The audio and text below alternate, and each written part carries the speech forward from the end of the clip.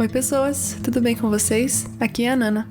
Faz um tempinho já que eu não apareço aqui sozinha pra conversar com vocês, né? Os 2 últimos episódios foram conversas bem longas com convidados por quem eu tenho um carinho e amizade imensos. Mas hoje eu vim aqui colocar mais um pouquinho do meu coração pra vocês nesse podcast. E eu já vou avisando que o episódio de hoje me tirou algumas lágrimas enquanto eu preparava, porque esse tema é algo que quebranta muito meu coração e eu espero não chorar tanto gravando esse episódio. Bem, Oséias é talvez o meu livro favorito da Bíblia.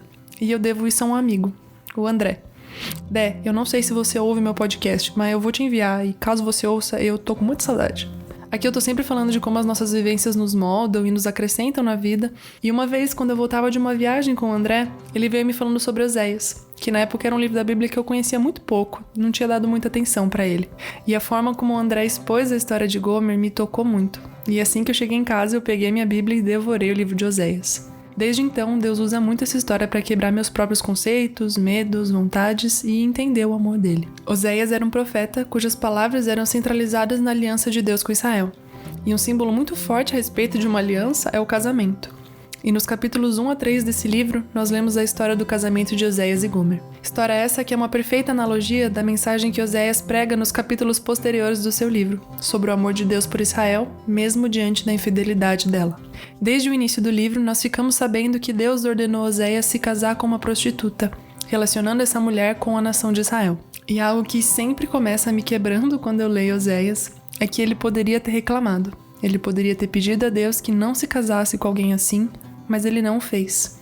Oséias simplesmente obedeceu, assim como o servo de Isaías 53. A Bíblia prossegue nos contando que ele e Gomer, sua esposa, tiveram filhos e seus nomes eram referências às palavras, às profecias que Deus tinha para o seu povo. E é quando chegamos no segundo capítulo que lemos a exposição que Deus faz do coração de Gomer e, consequentemente, de Israel. Ficamos sabendo que, apesar de ter se casado, Gomer voltou aos antigos hábitos da prostituição. Maquiagem em excesso, seios à mostra, à procura dos amantes que lhe pudessem oferecer coisas materiais. Ela trocou seu marido por aquilo que ela cria ser melhor para si, até que ela percebe que se perdeu. Ficou abandonada publicamente em sua nudez.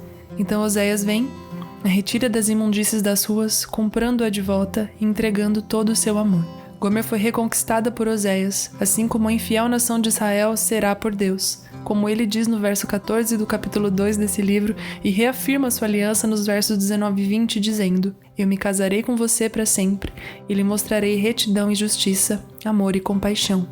Serei fiel a você e a tornarei minha, e você conhecerá a mim, o Senhor. Sabe, Oséias é uma pessoa que eu quero muito no milênio sentar para tomar um café e ouvi-lo contar sua história. Ouvi-lo dizer como foi enfrentar um casamento com uma prostituta carregando a mensagem que ele carregava. Como era falada a infidelidade de Israel tendo vivido com uma esposa infiel. Como era pregar sobre aquilo que ele vivia dentro de sua própria casa. Como foi o dia que ele foi buscá-la abandonada na rua depois de ela tê-lo trocado. Como foi que seu coração lidou com tamanho nível de exigência de obediência a Deus. Eu tenho uma admiração tremenda por Oséias. Eu sei que a mensagem dele é sobre e para a nação de Israel, mas sempre que eu a leio, infelizmente eu me vejo muito em Gomer, e eu acredito que a maioria dos cristãos também. A Brooke Fraser, inclusive, tem uma canção chamada Hosea's Wife, que ela diz que nós somos a esposa de Oséias. Até porque a infidelidade ao nosso Deus não é exclusividade de uma nação. Mas é bastante doloroso perceber uma identificação com alguém que não reconheceu que era amado. Gomer percebe que Oséias lhe tinha amor quando o troca pelas vãs paixões, quando tudo ao seu redor já desabou. Quantas vezes nós ainda precisaremos passar pelo mesmo que ela passou para aprender a reconhecer o amor de Deus? Os Arrais têm uma canção chamada Jardim. E olha eu aqui citando os Arrais pela 1000ª vez nesse podcast. Ela retrata a história de Oséias. E tem uma frase que diz assim: A graça que te trouxe manterá você fiel a mim. Não fomos nós que primeiro alcançamos Deus em algum momento, mas Ele nos concedeu sua graça e hoje nós temos o privilégio de poder nos achegar. E é essa mesma graça que primeiro chegou até nós que nos manterá fiéis a Ele. Eu duvido muito que tamanha obediência de Oséias foi fruto de sua capacidade humana. Isso foi fruto da graça de Deus. Enquanto Gomer desviou os olhos do seu amado, preferindo atender às suas paixões, Oséias permaneceu fiel, assim como Deus permanece fiel a Israel. Há um tempo, Deus vem me ensinando a ser amada por Ele, para que eu aprenda a reconhecer seu amor e não fuja como Gomer fugiu. Mas para reconhecer algo, eu preciso primeiro conhecer, experimentar e viver. Oséias não se tornou conhecido de Gomer, ele se casou com ela, eles tiveram filhos e se tornaram íntimos. O caminho para reconhecer o amor de Deus é a intimidade com Ele. Não faz sentido dizer que eu creio em algo que eu não conheço. E é por isso que a infidelidade é tratada como idolatria, porque por não reconhecer o amor de Deus, eu o troco por qualquer coisa que eu já conheço. Inclusive, nesse mesmo livro, nos capítulos em que Oséias está profetizando sobre Israel, ele fala de diversas maneiras diferentes que eles precisam se voltar para Deus, conhecê-lo, até que no capítulo 13, no verso 4, Deus diz através dele: Todavia sou o Senhor teu Deus, desde a terra do Egito. Portanto, não conhecerás outro Deus além de mim, porque não há Salvador senão eu. Oséias expõe o nosso coração idólatra simplesmente falando sobre quem Deus é, e então nos faz perceber que a infidelidade é fruto do nosso próprio desinteresse em Deus.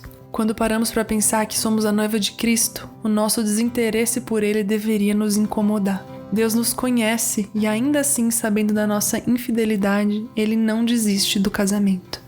Sempre que eu leio esse livro, Deus me lembra quão pouco eu ainda o conheço e o quão perto estou de trocá-lo pelas minhas paixões. E ao mesmo tempo, Ele me lembra da sua fidelidade, me lembra que Ele não muda. Ele me inspira pela obediência de Oséias e me dá o entendimento e a responsabilidade de me dedicar a conhecê-lo mais. Deus nunca mudará. Ele é o alfa e o ômega, o princípio e o fim, nosso noivo e salvador.